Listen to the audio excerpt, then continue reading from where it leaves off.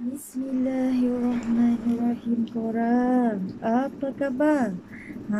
Apa khabar korang? Okey.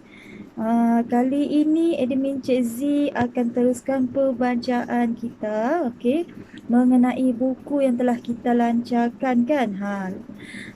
Di YouTube bagi channel Rohana Badri.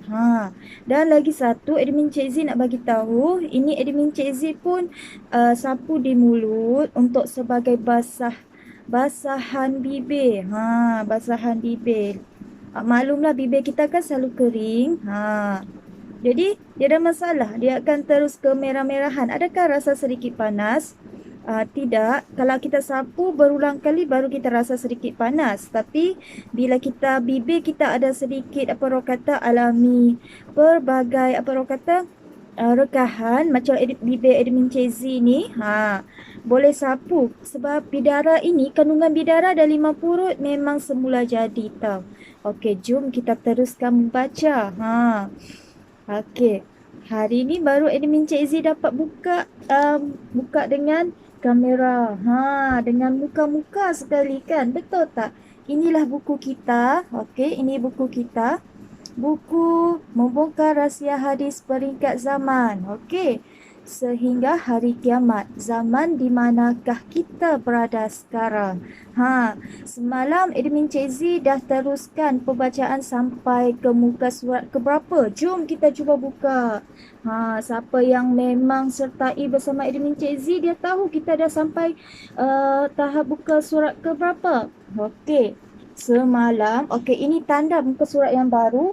Okey, muka surat yang baru kita akan baca mulai muka surat 56. 56 korang.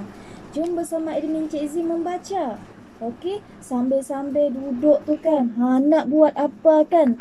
Tak ada buat apa-apa, jomlah sambil bersama dengan admin Cik Z. Jom kita sambung.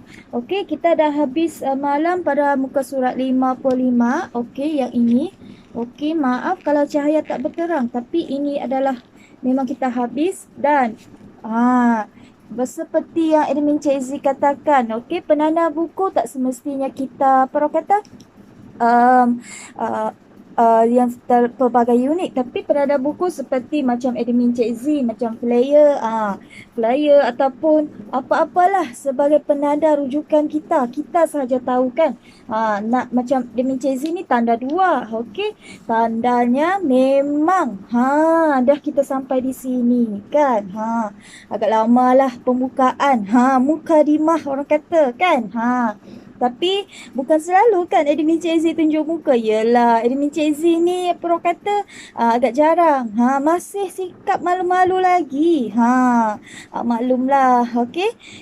Kita kan masih di peringkat permulaan. Jadi perasaan malu tu masih tebal. Okey, insya-Allah. InsyaAllah malu tu biarlah bertempat. Okey. Dan admin Cik Z teruskan pembacaan. Okey, jom. Mungkin terjadi ada pihak yang memperjuangkan kekhalifahan sehingga menolak berbaiat kepada tokoh yang ditakdirkan menjadi imam kaum muslimin pada zaman nubuwah kelak. Ini kerana kemunculannya bukan dari golongan mereka. Golongan Syiah yakin Imam Mahdi ialah Al-Asy'ari yang mereka tunggu sekian lama. Apabila muncul Al-Mahdi yang sebenar, ada kemungkinan mereka akan menolaknya. Tidak hairanlah, terdapat keterangan hadis bahawa Al-Mahdi akan berperang dengan negara Iran yang terdapat ramai orang Syiah. Terjatuh pula, okey, warna tudung admin Cik Z.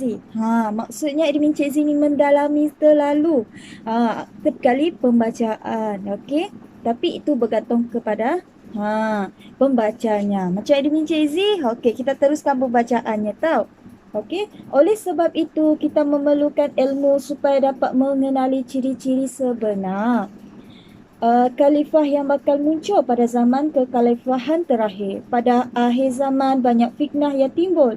Kita tidak boleh melihat sesuatu pada zahirnya sahaja.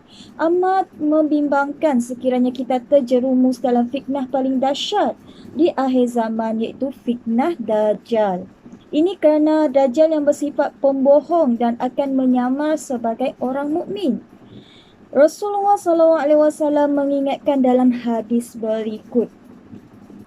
Imam Abu Daud dalam sunannya, okey, seperti ini.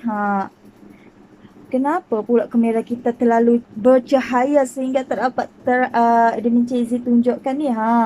Okay, tak apa, nanti kita tunjukkan seimbas lalu tau.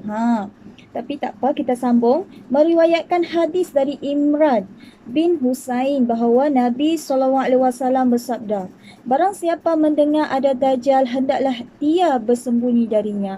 Kerana demi Allah ada seseorang mendatanginya dan dia menyangka bahawa dia Dajjal, benar-benar beriman lalu dia mengikutinya kerana banyak subhat kesamaran yang menyertainya. Riwayat Imam Muslim, Imam Ahmad, Imam Al-Hakim dan Imam Abu Daud. Okey, waktu Dajjal muncul kelak pada penghujung zamannya adalah bersamaan dengan permulaan zaman Khalifah Minhaj Nubuwah. Dengan itu berlaku pertubungan di antara Dajjal dengan tokoh-tokoh Islam sehingga kedatangan Al-Mahdi. Tersebut dalam banyak riwayat hadis. Al-Mahdi ialah pemuda Bani Tamim yang memerangi proksi Dajjal iaitu Al-Sufyani dan lain-lain yang dibayangkan oleh Rasulullah SAW. Dikatakan terdapat 30 Dajjal sebelum Dajjal yang hakiki muncul. Hanya dengan pertolongan Allah sahaja yang dapat menyelamatkan iman seseorang. Orang Islam mesti bersikap yang terbaik, pasrah dan memohon dengan bersungguh-sungguh supaya dihindarkan dari fitnah Dajjal. Amalkan membaca 10 ayat awal dan 10 ayat akhir dari surah Al-Kahfi supaya kita terselamat kelak. Okey, ini ada ditunjukkan. Okey, harap kamera Admin Cizi ni janganlah jealous. Okey, Admin Cizi nak tunjuk. Ini. Okey. Kita tunjuk ada gambar. Dia agak bagaikan peta.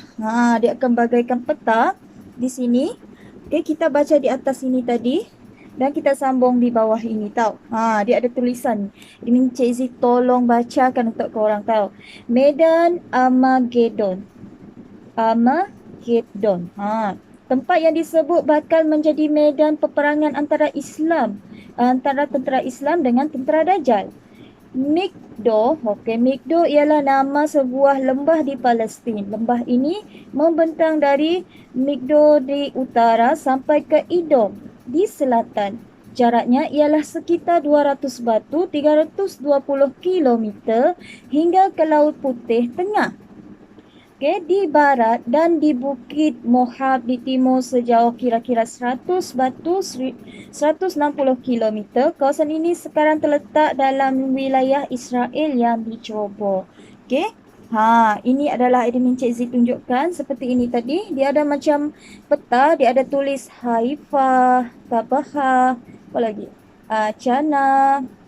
Dia ada tulis seperti ini. Okey, nanti Admin Cizi tunjukkan guna kamera belakang tau. Ini Admin Cizi nak tunjukkan lama. Admin Cizi tak tunjuk muka kan? Tapi Admin Cizi tunjukkan bahawa Admin Cizi memang baca untuk korang.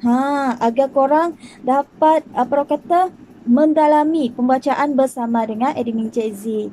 Okey, nantikan Admin Cizi di video yang seterusnya. Okey, jumpa lagi korang. Assalamualaikum.